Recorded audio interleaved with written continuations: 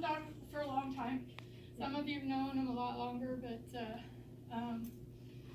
he has been here since my career started here, and it's going on a lot of years.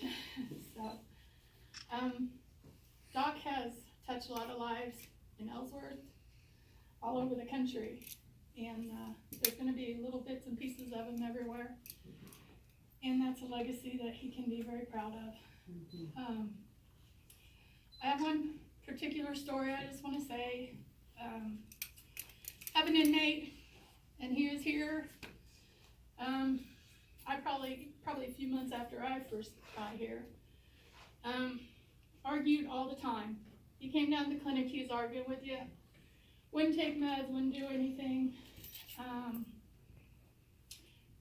then, of course, he had chronic care because he's diabetic, but he wouldn't take his meds. He had hepatitis, and he was a positive TB skin test. So lots of things going on with him, and we'd schedule him with Doc, and he'd refuse, or we'd schedule him for lab, and he refused them. Come down and argue with us because he didn't need to come down here. He's fine. He's going to take care of himself, da-da-da. Well, then for whatever reason, one time he agreed to do some lab work, and I don't know if you guys know what a hemoglobin A1C is, but that's to tell how levels, how bad your diabetes can be, basically. And typically should be down about 5 or 6. He was 12 point something or other. So we developed a plan of care for him, and Doc was going to see him and talk to him every month.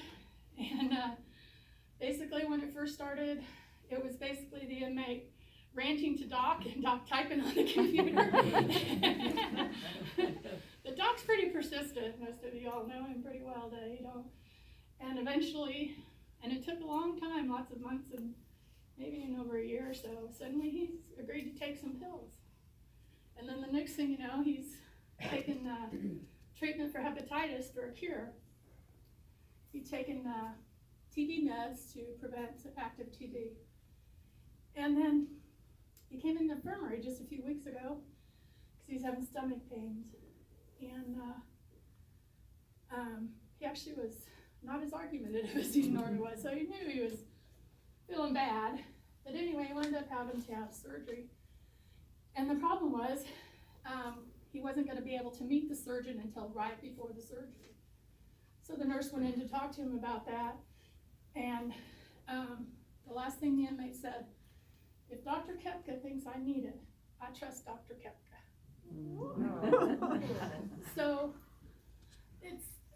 it's one success out of millions and millions. That's just the one that I happen to be a part of. So that's that, Doc.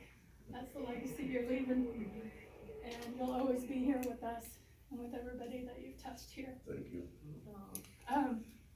So I just have a few things I want to present to you. Some of them is a little funny and some may not be.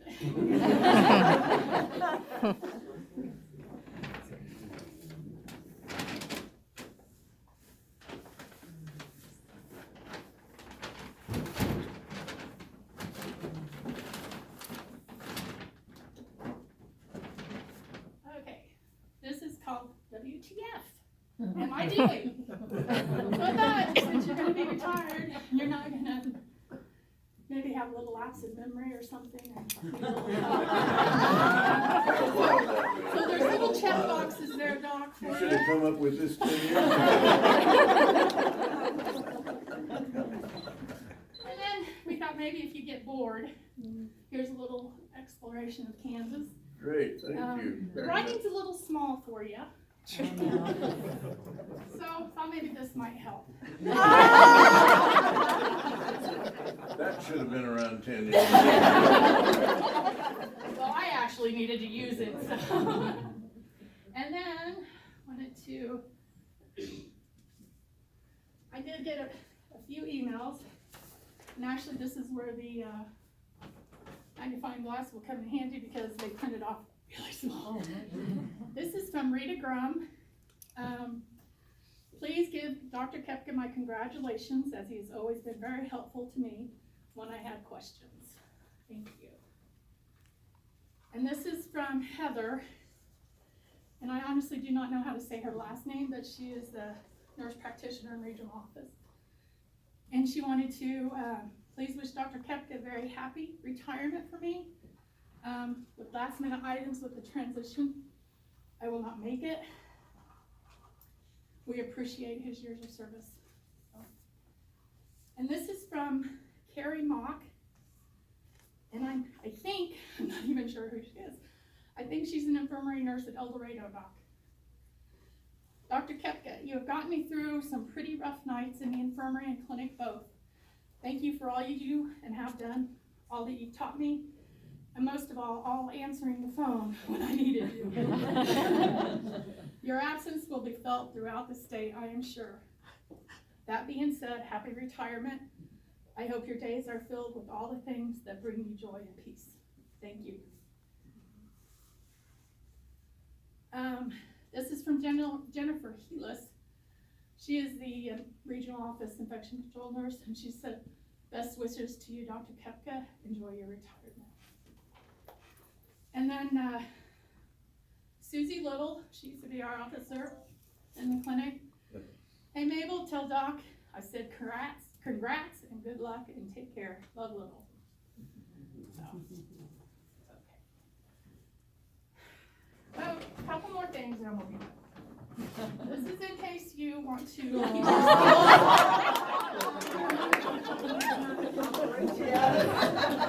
It even works. I should have had this 54 years. Okay, on a serious note, this is just a blank book, but it's heavy weighted sheets so he could draw on, Okay. and markers. Okay. There's a story. He would come in my office during a conference call, and he had a notepad, and he would sit there and draw the whole time. And What else can you do on a call? He's very good. He's very, very good. And I hope you keep it up. Thank you very, very much. Love you Mabel. very much. Thank you. Appreciate it.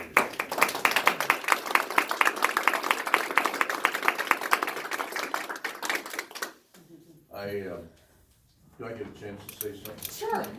That'd be the first time. My 30 years here has been really good.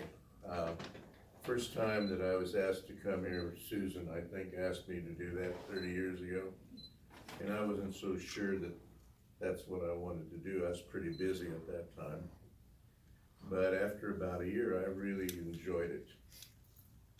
And it's kind of like a gynecologist that I knew.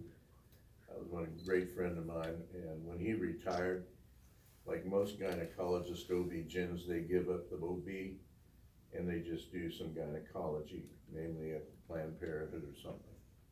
And instead he gave up the the gynecology and stayed with the OB, which is kind of interesting. That's a lot of hard work. And I always looked at the prison as not really a hard work. And part of that is because of the staff I have, or I had. But they made life really easy because they're good nurses and they are smart and they know how to handle patients, and they made my life really easy.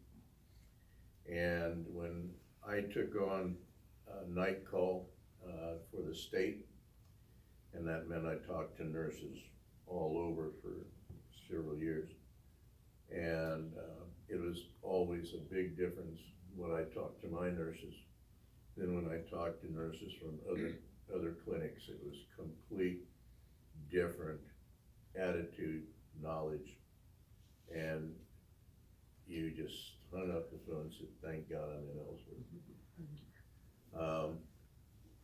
I've done a lot of things, you know. I started out in Hutch and came here after 10 years in family medicine, and we set up clinics and we had nursing homes, and then I got hooked into doing ER medicine in Great Bend for 10 years, and prison at the same time, and jail in Salina and jail in Great Bend, and finally when I put it all together and quit, this is where I wanted to be, and that's where I have been for the last 10 years.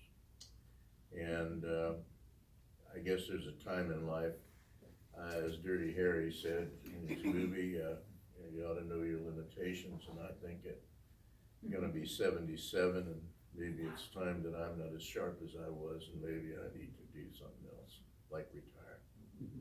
But it's a bittersweet thing, really is. And I enjoyed working, how many, 5 different companies, 6 different companies? Something like that, and decided not to sign on with this one. And I enjoyed the inmates. I mean, there were the others, some can give you a rough time, but if you learn enough after a while, you kind of know how to figure that out. I remember an inmate that came here was a gentleman from Kansas City, and he definitely had a burr under his saddle. And I saw him weekly for 6 weeks, and we had nothing but trouble. And finally I said, okay, I can't do anything good for you. I don't know what to do for you, but I know you're one angry guy, and you maybe need to talk to some people about that. So what's the burr? And he sat down and told me how he got into prison. And I'm not gonna go through that whole story. But anyway, after that, we kind of just got along, and sooner or later he started to listen and realized I understood his problem. And that's what it takes most of the time. And I've got now some of them 15, 16 years here. And we've had some real challenges to get things done on time, proper things to get done. That's the hardest part about this whole prison lesson. It's not the inmate particularly. Oh yeah, they can be, the nurses can tell you, they're not nice people at times. They got a vocabulary that nobody wants to listen to. But the hardest part of the business is doing what needs to be done in as quick as possible. And that takes a lot of manipulation at times.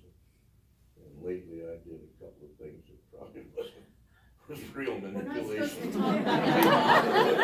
We manipulated. We got her done. Got her done. That's when it's time to leave. But anyway, I don't know what the heck I'm gonna do with myself. I really don't. I've had hobbies, but my medical issues took away my horses and woodwork and so forth. I still can shoot and I can still fish, but my kids are always talking to me about the stories I tell. So I've kind of agreed probably 10 years ago to think about writing a book of nothing but little stories. No chapters, just stories. Little Italian recipe every once in a while. So I bought a little laptop to do that on, and it's been in the case for over 2 years. But I'll charge the battery up and probably start to do that a little bit. But I'll buy a dog. I'm gonna probably do that. And, so it's been good knowing you all, working with all of you, and I appreciate my time here. Thank you. And Susan, we've been through hell and high water.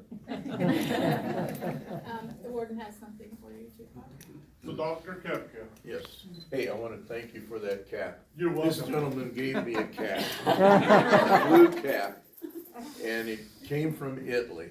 And it's the University of Bologna, the year the university was born, and a studitorium on it, and the emblem of the school. And you know, I wore that a few days, and one day I took it off, and there's a tag on the inside. What's it say? Well, it's come from Strada Bellario in Bologna. Where did they make caps in Bologna? So He actually has that hat on the brochure. And For those of you that I forgot to bring it today. You're fine. That don't know me, I'm Don Langford, I'm the warden. Just got back from vacation last night, but Dr. Kepka, we want to give you this in behalf of the Department of Corrections, State of Kansas, and Ellsworth to Dr. Kepka for 31 years of service. Thank you very much, sir. It's very much appreciated. Thank you, sir. Not only for the offenders, but what you've done for our staff. You know, a lot of people don't know that our medical provider also helps our staff out in times of needs. and they're a great asset to the department. But I remember Dr. Kepka, probably 86, 85 in Hutchinson, Yeah. at either the medical center or. Medical center. Yeah.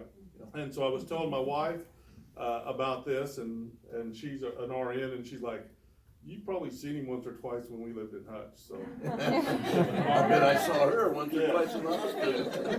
Thank you, sir. Thank you very much.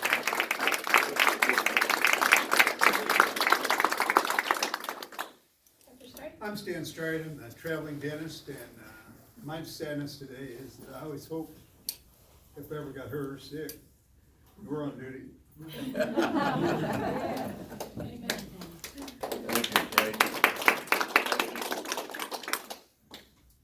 Anybody else would like to say? Susan? You know Doc is a big KU basketball fan. Yay. And, You know- go ahead. You can't go any place without somebody saying, "Are you Dr. Kepka?" So a year ago, I can. I was with 4 guys at KU waiting to go into this place. And this lady comes up and she says to the guy next to me, "Are you Dr. Kepka?" And he says, "No, but he is." "Oh, and it's Susan Mailer's daughter-in-law?" Yeah, yeah. She just taking pictures of her husband up there with her. And Susan says, "Hey, tell that guy hi for me." Well, what I was gonna say was, for years, when basketball season would come on, Doc and I would spend time on the phone, discussing the game during the game. Texting it, back and forth. So one Saturday I get a call, and it's Doc, and he's just kibitzing about how bad they're playing and what's going on, and So we discussed that and solved the problem, and then went on. Well, I saw Jennifer the next week, and she said, "Susan, I couldn't believe it. I finally have my husband in a motel room alone, and he's calling you."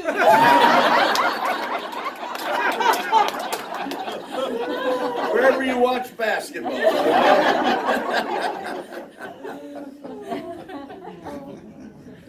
I have to tell you, Strike over here, I call him Commander because he was in the Navy, he's a pilot, and I almost became one, and I always admired him for his challenges that he's had in life. But after I listen to his stories, I'm pretty glad I'm in medicine.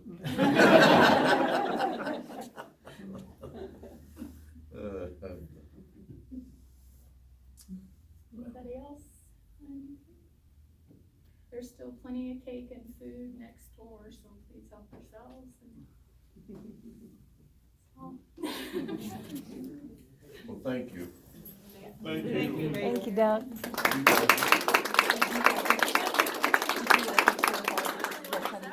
Bart, they finally let you out? That's good.